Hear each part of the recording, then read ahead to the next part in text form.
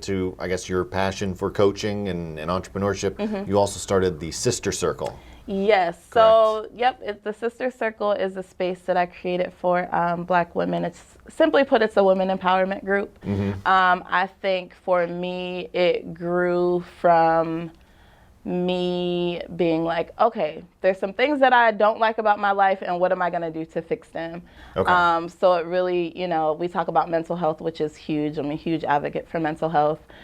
We talk about motherhood. We talk about balance. We talk about all these things that, and some of the topics that are taboo, like trauma and abuse and things like that.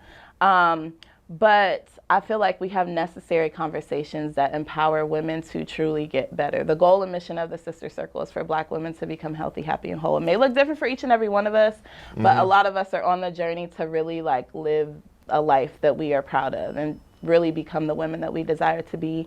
And I believe that we're stronger together in that. We share our experiences, we share our expertise. And I love that also. Obviously, the business market is amazing, and we're growing there, but also with the Sister Circle. So we're live every week. Oh, okay. So we are, like I said, we call it the Girl Talk. So we talk about the different topics like mental health and confidence and motherhood and, all these things. But we'll be launching our podcast next year as well. So I'm excited about that. And we also have annual brunches. So we just had our third one this year. And with that, we have speakers and, it's all about women empowerment. So just that would probably be like the last piece. Well, let's talk kind of a little bit about entrepreneurship. Yeah. Do you have any advice for some would-be entrepreneurs or maybe a couple lessons learned since you've been doing this, as you said, involved in business your entire life? So let's go with lessons. I think for me, with the Black business market specifically, I was like, everything happened with George Floyd. Absolutely terrible, traumatic. But to be honest, a lot of people in the Black community were like upset, angry. You know what I mean? Right. And this is something that has gone on for years and years and years. However, it was in your face. You've seen it. You know what I mean? Like the world's seen it. And I got in my mind, I was like, what can I do to bring positivity to us, bring positivity to our community? Obviously, the market is open to everybody. You don't have to look like me to attend, and honestly, you don't have to look like me to register and set up for your business. But the goal is to empower Black-owned businesses. So you asked me about lessons. A lesson that I would say, and where I was going with that is, for the Black business market, I just did it. I wasn't like, oh, let me put together this plan. Oh, let me make it real nice. Oh, let me do this and I didn't do that. I was like, this is what I feel like we need right now, and I'm going to do it. So I did it.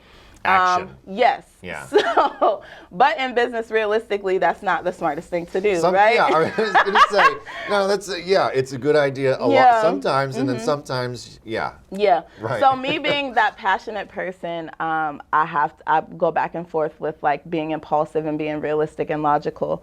And in business, you need both of those things. So we're learning rhythm in that, but a lesson I definitely would say, don't feel like you have to start your business right now. You know what I mean? I have some clients that haven't even started. Like, I have this idea. I want to see where it can go. I want to, put the right plan in place to where I can be successful. So I would say work behind the scenes, work on your business plan, figure out what your target audience is, your competitors, whether your competitor is Ulta, you know what I mean? Whatever, even like the bigger corporations, you can learn so much from them, and also know who your competitors are right in your own neighborhood, in your own state. I feel like a lot of people, as far as longevity of business, they don't do just the very basic things that, you know what I mean? Like, really figure out why. What makes you better? What makes your business better than mine? And I'm not really a competitive type person, but when you think about it, like, I have to, whatever I'm going to do, it has to set me apart from any other person that is doing what I'm doing. So those hard questions, sit down and ask yourself those things, because it's hard, and you have to the business that you create, you have to want to do that thing every day. Right. You know what I Right. mean? Yeah. And it's not necessarily sometimes the easiest thing. So yes, it looks glamorous and it looks fun. It looks like, oh my gosh, she's doing great. She's successful. You know, she's doing this, this, and that. But it's hard sometimes. And you Right. have to be realistic about that. So I think those would just be a few things for someone that is just starting off, or, you know, even is just has an idea. But I'm also that same person that's going to tell you could absolutely do whatever you want to do and you could be successful at it. However, you're going to have to put in the work to get to the places that you want to be. Right. So yeah. Yeah, yeah. And sometimes, you know, sitting at your laptop in your pajamas at 5 in the morning with your eyes barely open, it's not glamorous, you know? Yeah, and scheduling is really important, and that's something that I'm learning now, like, okay, blocking off specific time Right. and blocking off that downtime, because you need your brain to function, you know what I mean? And Right. if your brain is fried, you may not necessarily get the results that you want. Yeah. So it's all a learning process, but yeah. Well, let's talk a little bit about how you got into entrepreneurship. You kind of mentioned, you know, you were counting change and doing stuff like that Yeah. since like 4 or 5. But you had a grandfather who was an entrepreneur. Yes, So I love guess, him. how did you kind of get into all of this? How did that happen? Yes, so my grandfather, James Doc Pugh, most people in the community know him as Doc Pugh. He was a tool and die maker. He was an NAACP president for years and years, a councilman.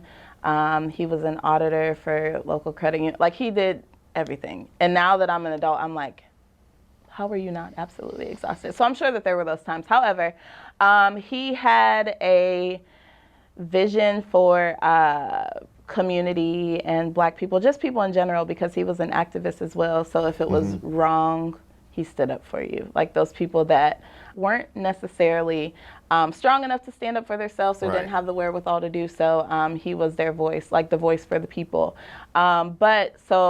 The businesses that he created, it literally started on a little house on a corner of Risher and Palmyra. And from there, he bought the lot. He built a two-story building, car wash attached at one point in time. I wasn't alive for all of this, but it was a music store, butcher shop.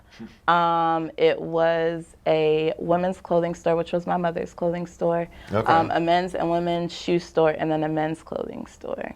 So all of that, like he had the Okay. whole vision. Right. So that's partially why I work so hard, because I'm like, I want to carry out, you know, what he had started. But so I grew up in all of that. You know what I mean? I seen it every day, and with that, like I seen people come in and talk to him about problems on their job and racism that they had dealt with. So I grew up seeing all of that, and I definitely attribute my mindset and where I am today because of how I grew up. You know what I mean? Yeah. Like, as an adult, I'm like, whew, that was a lot for a kid. You know what I mean? To be in that every single day. But I definitely wouldn't be here today. And the fact that I'm just getting started. But you know Right. what I mean? I wouldn't even be where I was today. So he had the whole vision. I feel like he was wise beyond his time. You know what I mean? Like, he's seen it before it was even a thing, like for entrepreneurship to be trendy or something that everybody is doing. So yeah, that's kind of where it all came from.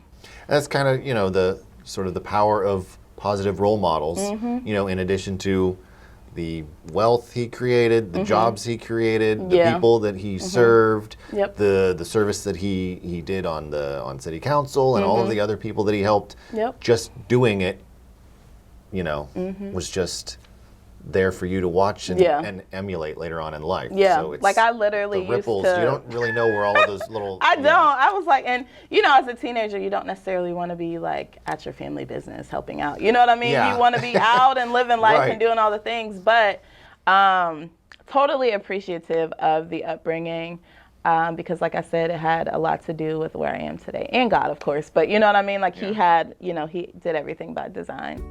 717 Credit Union. Business services designed to meet your daily needs. Commercial loans, business deposits, merchant and payroll services. 717 Credit Union. It's knowing you were treated right every time.